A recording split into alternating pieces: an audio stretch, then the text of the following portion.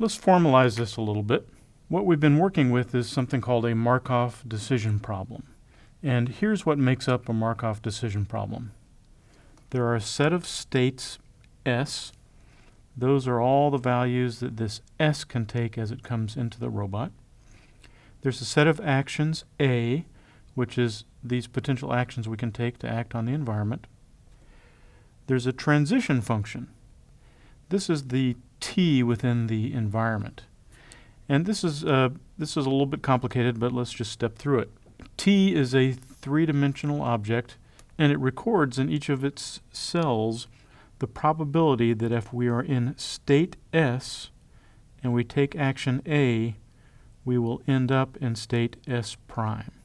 Something to note about this transition function is suppose we're in a particular state S and we take a particular action A, the sum of all the next states we might end up in has to sum to 1. In other words, with probability 1, we're going to end up in some new state, but the distribution of probabilities across these different states is what makes this informative and revealing.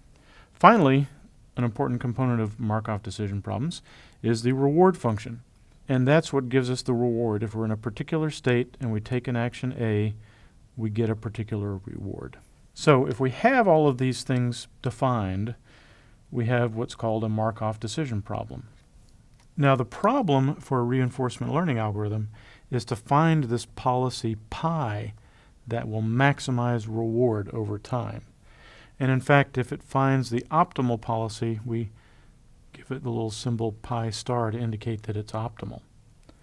Now, if we have these, and in particular if we have T and R, there are algorithms we can unleash that will find this optimal policy. Two of them are policy iteration and value iteration. Now in this class, we don't start off knowing T and R. And so we're not going to be able to use these algorithms directly to find this policy.